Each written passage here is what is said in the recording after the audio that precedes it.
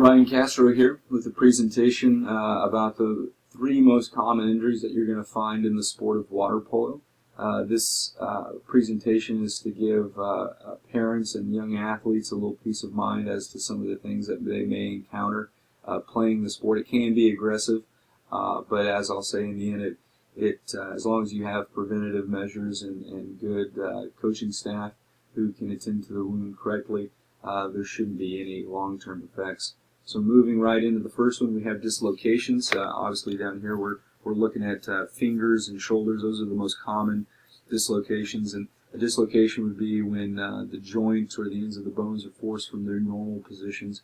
And this injury can be pretty painful, and it can temporarily deform and immobilize the joint. So for a young athlete, it can be kind of scary to see a limb or a digit in the wrong position.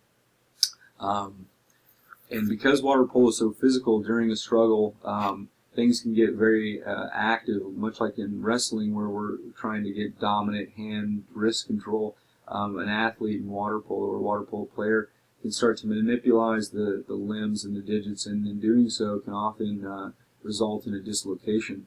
Also, I mean, a high-velocity shot from a water polo ball to a goalie, if his hands are in the wrong position, could result in a dislocation of a finger or a joint. The fingers are hinge joints, and they allow flexion and extension, those kinds of things, and they consist of several ligaments and various complexes. The volar plate in specific provides stability and usually ruptures during a dorsal dislocation and may be associated with an avulsion fracture at the base of the phalanx.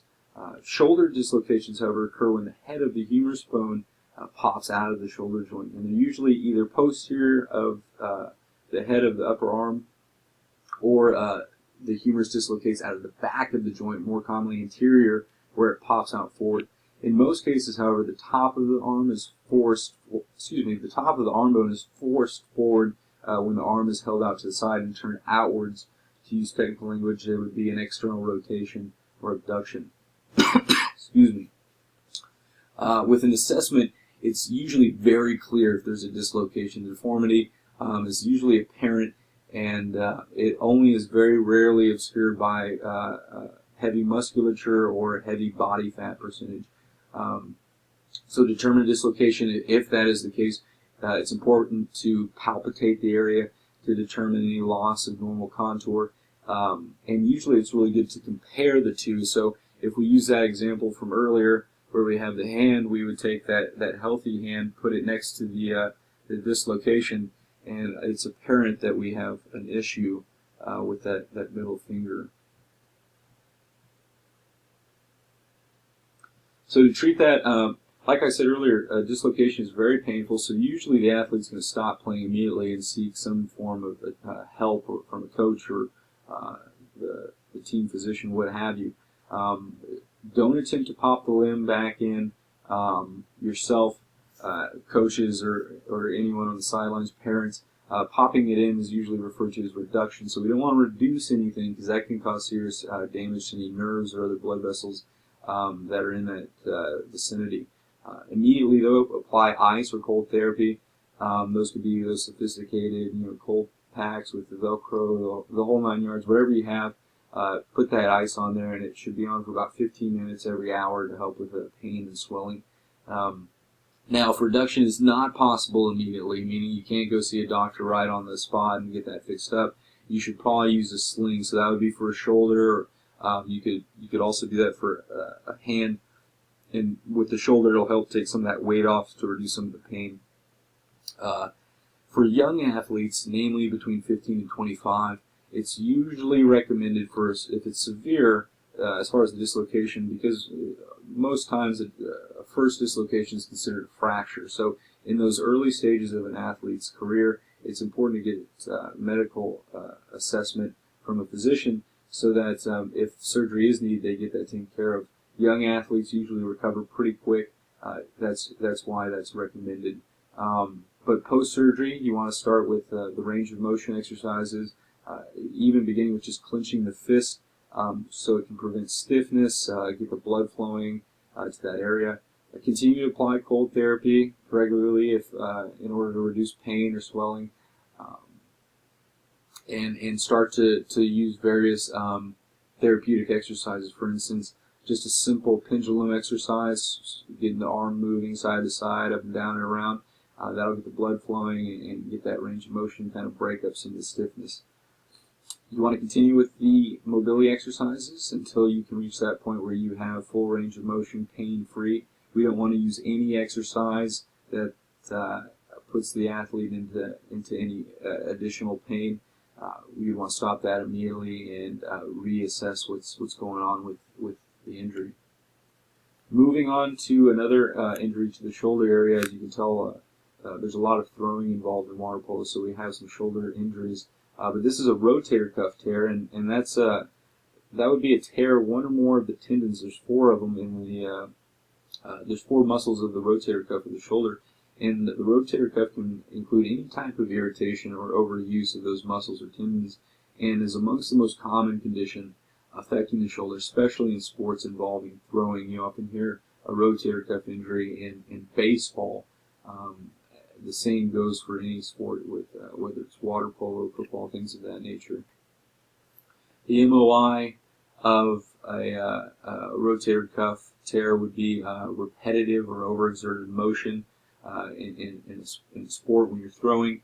Believe it or not, though, the tear doesn't necessarily come from the initial exertion or throwing the ball or whatever the ball or I guess in most sports it's a ball or football, water polo ball. It actually comes from slowing the arm down after the throw, or the deceleration of stopping the arm once it's delivered the pass or the shot. So the rotator cuff comprises of 4 muscles, and also there's various tendons attached to those muscles which help it function. The rotator cuff is very dynamic in the way that it stabilizes the glenohumeral joint, and the static stabilizers are the capsule and the labrum complex, and that includes also it's included also within the glenohumeral ligaments. Although the rotator cuff muscles generate torque, they also depress the humeral head. So without the intact rotator cuff, particularly during that first 60 degrees of humeral elevation, the unopposed deltoid would cause a migration of the humeral head. So it's really important that if we do start to have any pain in that area, we get it checked out immediately, because it can cause further injury. One of the ways that we can assess a rotator cuff tear is the load and shift test, which usually it can test for glenohumeral instability and adequacy of the glenoid lip. You can also use an apprehension test or a relocation test. Those also reveal instabilities in the anterior glenohumeral joint. Treatment for the rotator cuff tear and any type of rehab would consist of reducing that initial pain and inflammation, which would be using the Price method, so protection, meaning we're keeping it out of further harm's way. Rest, obviously removing yourself from that activity. Ice, compression, elevation, those are the basics. That's kind of the Rice method with that P added on the front. Cold therapy works really well, obviously, for the swelling and inflammation, so you'd want to apply that 10 minutes every hour, reducing it 3 or 4 times a day as the pain reduces. Excuse me. You'd want to rest that arm moving through that Price method. A sling can oftentimes help with rotator cuff injuries, or reducing the pain and swelling. If the injury is really severe, though, in athletes young, like we spoke about with the dislocation, surgery is often recommended by doctors if it's severe.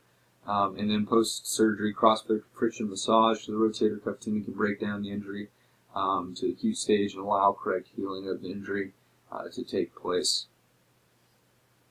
Moving to the last injury that commonly occurs in water polo. As you can see here, this is an old photo, but this gentleman looks like he got some form of laceration to the face. You see some substantial bleeding moving down the face. Obviously, anything dealing with the head is going to bleed quite a bit. But a laceration is a wound that's produced by the tearing of soft body tissue, and this type of wound is often irregular and it can be jagged. In water polo, the MOI, there's nails and teeth sometimes involved, and aggressive players can often reach in and cut themselves on these things. Braces kind of can come into that role. That's kind of the connection with the teeth. Nails are usually the cut of the nail is usually enforced, so referees will make sure that those aren't too long, but things slip every now and then. Also a high velocity impact, whether it's from a bony area like the elbow or the head or a body part hitting metal, for instance the post of the goal, that can also tear the skin open and create a cut or a laceration or bleeding. The skin has three layers. There's the epidermis, which is the outermost layer. Then there's the dermis, which is under that, and that contains tough connective tissue, hair follicles, things of that nature, sweat glands. And then there's the deeper subcutaneous level of the tissue, the hypodermis, and that's made of fat and connective tissue. Small lacerations ranging between 1 centimeter to 2 centimeter can easily just be dressed and taken care of. Anything over that, you'd want to see a physician so that they can close that, whether that's with a butterfly, so that's like kind of the bandage that you can bring your skin together, or with stitches to close that up. Obviously, we're trying to avoid infection, especially in an aquatic environment. So superficial lacerations, not a lot to do as far as rehab. We talked about some of the treatment, butterfly, cover it up, that kind of thing, prevent bleeding, so putting pressure on the wound. But anything more significant, so if we're getting really deep through that hypodermis, that subcutaneous layer, down to the fat, connective tissues, things like that, into the muscle, that's when we'd want to start to consider rehab or therapy post-treatment. So we'd want to make sure we see a physician. They would close that up, and then after that, the early stages would be controlling the pain, the swelling, preventing infection because it is that open wound, and minimizing the loss of function. Cold treatment, once again, reduces inflammation and swelling. That can help a lot with any pain or discomfort. And once the pain and the swelling have subsided, the rehab should focus primarily on range of motion. Once again, if it's deep enough to that muscle, we want to start to work different types of rehabilitative exercises around that specific muscle or tendon. So, those are the three most common injuries in water polo. I hope that gives you more insight as to what a young athlete is getting themselves into. Overall, a great sport with not a lot of drawback as far as injury. As long as you stay healthy, you rest, you eat right, and you train smart, not hard. So that's all for me. Thanks for watching. Have a good one.